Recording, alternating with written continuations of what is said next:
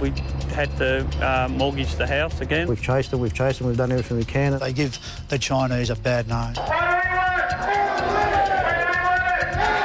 These Aussie subcontractors haven't been paid millions of dollars. Money allegedly now back in China. And it's not just the little people hurting. There's a suspected tax fraud of $75 million. All the ones there across go to China. All that money went to China? Yeah, they just make a mockery of our rule. But that's just the beginning. There's council corruption. Entirely inappropriate for there to be a personal relationship between the mayor and the owner of that company. Illegal workers detained, unsafe work practices. Unlicensed electricians. Dangerously constructed buildings. Huge bits of the facade which have dropped off over the other side of that building.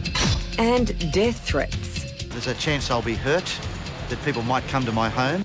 Chinese national Li Zhang is the mastermind behind a complex web of 100 construction and development companies. Many have been liquidated, with debts in the millions. And then new associated companies rise up to start again. Like somebody takes $1,000, they'll get put in jail. These blokes are taking millions and getting away with it. Former Wallabies player Mick Martin took on a multi-million-dollar roofing contract with Hightrade Construction on this luxury golf resort. 6 years on, he still owed $600,000 and nearly lost his house after Hightrade Construction was liquidated, morphing into another company. Most certainly he's the figurehead, and his brothers are all tied up in the ownership. They don't obey the rules. What's this? This is where all the money's gone? Yep, you can see his brother deported. He gets $3 million out of one of the companies going down, Rika Constructions. This list of companies are those that did get paid when Hightrade Construction went under. Most are other high-trade companies. Particularly, the mayor spent a lot of time with Li Zhang. As the former projects manager at Cessnock City Council, Peter Gogarty was gobsmacked when Hightrade showered council officials with alcohol and accommodation. Then the mayor, John Clarence, went to China on a trip sponsored partly by Li Zhang after council had approved his Hightrade resort. It creates the impression that something is not right.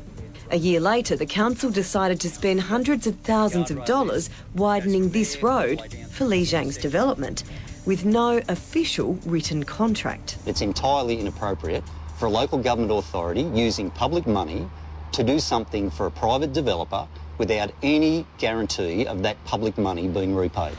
These are some of the unpaid contractors. They owe me $70,000. Totaling just under $200,000. They owe us at the moment about $13,000. $700,000, but really I can't win $230,000. They owe me $40,000. The last $85,000, they just don't want to know about it. The Australian Tax Office recently raided 5 Hightrade addresses over a suspected $75 million fraud. But Li Zhang got a federal court injunction on the documents seized, claiming the warrants were bad on their face. A decision will be made before Christmas. Hightrade denies the tax fraud. The ATO are aware of at least 100 companies in the group, and they're seriously investigating at least 40 of them. That would appear to show that there's some sort of intent, and there's also a systematic rorting of the system. Insolvency expert Mark Franklin believes the Hightrade Group may have been involved in so-called Phoenix activity. Phoenix activity is illegal where there's a clear intent to transfer assets at either undervalue or at no value at all, so that the creditors do not get any benefit out of it. Li Zhang manages to keep clean by either resigning his directorship before the liquidation or simply putting others in as bogus directors. It's not only money that the Australian Taxation Office and subbies are chasing Li Zhang and his associated group of companies for. The Department of Immigration recently raided this Hightrade affiliated company development. They detained 15 illegal workers, mostly from China. Another 7 illegals were detained at another Hightrade associated company development up in Newcastle. When you have a look what's fallen off around the corner there, that if it was to hit a pedestrian, it'd do him a serious injury, if not kill him. Dick Whitehead was a New South Wales work cover inspector. At this block of Hightrade built units, he witnessed dangerous working practices. The standard of work is absolutely appalling. Li Zhang has now fled the country.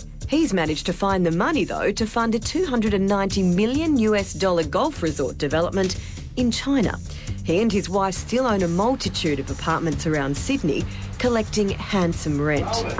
The CFMEU's Andrew Ferguson is calling on state and federal governments to stop the rot. ASIC should be tracking which companies are going bust, which legitimate businesses in this country are not being paid.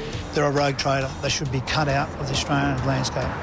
If we can't get that done, everything's over for this country.